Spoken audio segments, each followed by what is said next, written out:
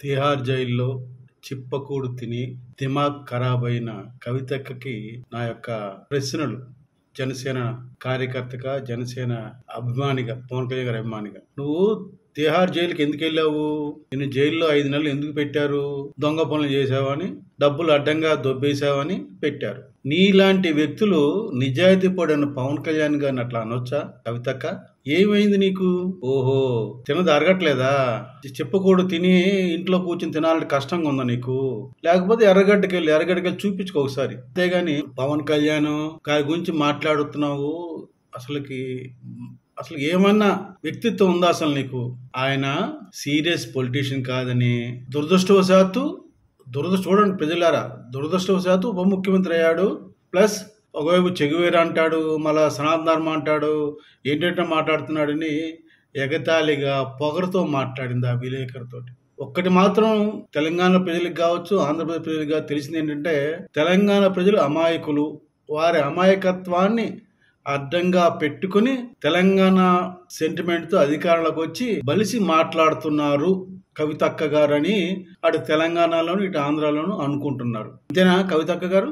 మరి పవన్ కళ్యాణ్ గారు చెగువీరా గురించి మాట్లాడుతున్నాడు, చెగువీరా నాకు ఆలస్యం ఉన్నా అంటే దేనికండి? చెగువీరా communist party of India Marxist కావచ్చు, ఆయన ఒక డాక్టరు, ఏదో దేశంలో పుట్టాడు, క్యూబాకు వచ్చాడు, క్యూబాలో జనం పడుతున్న ఇబ్బందులు చూశాడు, కేడర్ల ఫెస్టివల్ తోటి ఒక ఫ్రెండ్గా ఉండి ఆ సైనికులు గాయాలు పడితే వాళ్ళకి ఒక డాక్టర్గా సేవలు చేస్తూ వాళ్ళని కాపాడుకుంటూ అక్కడ అవసరాన్ని బట్టి ఈయన కూడా తుపాకులు పట్టుకొని క్యూబాకి విమోచన చేశాడు. ఆ యొక్క అక్కడ అప్పుడు అధికారం ఉన్న ఒక దురహంకారికి బుద్ధి చెప్పి ప్రజలకి ప్రశాంతంగా ఉండేటట్లు క్యూబా దేశానికి విమోచన తీసుకొచ్చారు. అటువంటి గొప్ప వ్యక్తి. అలాగే తర్వాత వేరే దేశానికి వెళ్ళాడు, అక్కడ పోరాడుతూ అమెరికా సైనికుల చేతిలో చనిపోయాడు.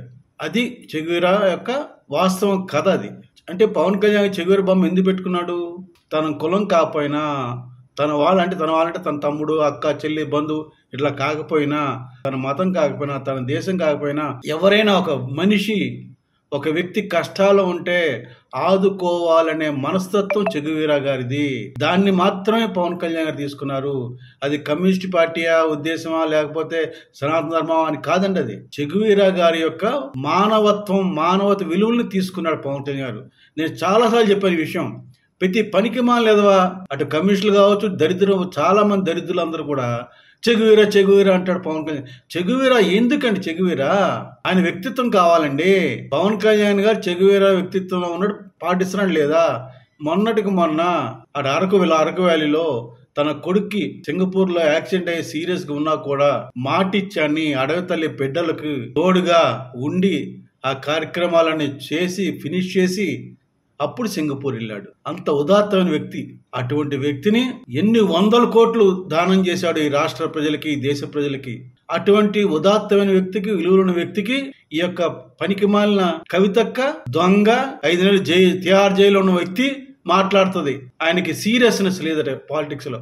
2009 అంతకు ముందు నుంచి కూడా ఆయన ప్రజల పట్ల, ప్రజలు బాధపడుతుంది చూడలేని వ్యక్తి, గొప్ప వ్యక్తి. ఇప్పుడు ఎందుకు ఆ కవితక్క? నువ్వు దాసో శ్రావణ్ కుమార్ మీ దాంట్లో ఉన్నాడుగా ఎమ్మెల్సీగా, శ్రావణ్ కుమార్ అడుగు, చెప్తాడు పవన్ కళ్యాణ్ ఆయన మనస్తత్వం, గొప్పతనం. మీరు ఇన్ని సంవత్సరాలు తెలంగాణ ప్రజల అమాయకత్వం అడ్డం పెట్టుకుని అధికారం సాధించి బలిసి కొట్టుకుంటున్నారు కదా. ఏ రోజైనా ప్రజలకు మీరు సేవ చేశారా? పవన్ కళ్యాణ్ సొంత డబ్బులతోటి ఆ ఆదిలాబాద్ తండాల్లో బోర్లు వేయించి వాళ్ళకి ఈరోజు నీరు ఇస్తున్నారు. మీరు ఎప్పుడన్నా ఒక్కటి చేశారా? మీరు చేయరు. మీకు అహంకారం ఎక్కువ. మీ దొరలనే ఒక ఏమంటారు బలుపు అంటారు అది మంచి పద్ధతి కాదు. మనిషిగా ఉండండి, మనిషిగా బతకండి, మనిషిగా మాట్లాడండి. ఆయన సనాతన ధర్మం పట్ల ఇవాళ కాదు, ఎప్పటి నుంచో ఉన్నాడు. ఆయనకి భక్తి ఎక్కువ. ఆయన యోగాలు చేస్తాడు, ఆయన ధ్యానం చేస్తాడు, ఆయన ఎప్పటి నుంచో చాతుర్మాస దీక్ష పెట్టుకున్నాడు. ఇవాళ కొత్తగా సనాతన ధర్మం మాట్లాడలేదు. చిన్నప్పటి నుంచి భక్తి భావాలతో పెరిగాడు ఆయన. అది ఆయన చెప్తున్నా కదండి, ఎప్పుడో ఒక సందర్భంలో ఒక మాట అదే పట్టుకు వేలాడతారు. పైగా హిందీ గురించి చెప్పాడు, అట్లా హిందీ గురించి ఎట్లా అన్నాడు అని. ఏమండి సందర్భ ప్రకారం మాట్లాడతాను. హిందీ నిర్బంధంగా చే- రుద్దమని పవన్ కళ్యాణ్ గారు ఎప్పుడు సపోర్ట్ చేయలేదు దానికండి. అది ఒక 3 భాషల్లో ఇప్పుడు కేంద్ర ప్రభుత్వం 3 భాషల్లో ఒక భాషగా ఉంది. చదివితే మంచిది. అలాగే ఉత్తరాంధ్ర ప్రజలు, ఉత్తర భారతదేశ ప్రజలు కూడా తమిళం, తెలుగు, కన్నడ, మలయాళం నేర్చుకుంటే వాళ్ళు కూడా ఇక సాంస్కృతిక పరిస్థితులు అర్థమవుతాయి అని చెప్పాడు. చెప్తాడు కూడా, ఎప్పుడు చెప్పేది అదే. చెప్తున్నా కదండి. ఈ కవితకి ఈ మధ్యన మర్చిపోయారు. కవితను మర్చిపోయేసరికి ఇప్పుడు పవన్ కళ్యాణ్ గారు ఒకటంటే మళ్ళా పాపులర్ అవ్వచ్చని ఒక కలగంట ఉంటుంది. నువ్వు ఎర్రగడ్డ హాస్పిటల్కి వెళ్ళమ్మా, చూపించుకో. నీవు నీవు నీకు ఒక దిమాగ్ మంచిగా లేదు, తిహార్ జరిగేదంతా నీ చిప్పు పాడైపోయిందని చెప్పి ప్రజలు అనుకుంటున్నారు. అంటే నీలాగా 5 నెలలు తిహార్ జైల్లో ఉంటే సీరియస్ పొలిటీషియన్ అవుతాడా కవితక్క? లేకపోతే మీ నాన్నలాగా తెలంగాణ ప్రజలు మోసం చేసి తెలంగాణ సెంటిమెంట్ తో ఆంధ్ర ప్రజల్ని ఇబ్బంది పెట్టి ముఖ్యమంత్రి అయ్యాడు, ఎస్సీని ముఖ్యమంత్రి చేస్తాను చేయలేదు. అందుకు మీ నాన్నలాగా అంటే అందుకని పవన్ కళ్యాణ్ ఈ పనులు చేయట్లేదని ఆయన సీరియస్ పొలిటీషియన్ కాదా? లేక మీ కుటుంబం లక్షల కోట్లు సంపాదించుకున్నారు కదా, అలా సంపాదించుకోవట్లేదు పవన్ కళ్యాణ్ అని సీరియస్ పొలిటీషియన్ కాదా? సీరియస్ పొలిటీషియన్ అర్థం చెప్తావా కవితక్క? ఒకసారి చెప్పరా? అదే జనం వినుకుంటారట, తెలంగాణ ప్రజలు ఆంధ్ర ప్రజలు వింటారట. చెప్పు ఒకసారి సీరియస్ పొలిటీషియన్ అంటే ఏంటో. అడ్డగోలుగా మాట్లాడడం, అబద్ధాలు చెప్పడం. నేను వ్యాపారాలు చేసావు కదా, వ్యాపారం చేయబట్టే కదా 5 నెలలు తిహార్ జైలుకి బెయిల్ మీద తిరుగుతున్నావు. ఎప్పుడో మళ్ళీ బెయిల్ రద్దు అవుతే మళ్ళీ జైలుకి వెళ్తావు. మీ బతుకులు దొంగ బతుకులు. మీరు దొంగలు, దోచుకు తినేవాళ్ళు. తెలంగాణ దోచుకు తిన్నారు మీరు. ఏకంగా నువ్వు, మీ నాన్న, మీ అన్న, మీ మామ, ఓ కుటుంబం వరుసపెట్టిగా మొత్తం పదవులన్నీ మీకే, పెత్తనం మీకే. పేరుకి మిగతా ఎమ్మెల్యేలు, ఎంపీలు, మంత్రులు ఎవరికి తెలియదు.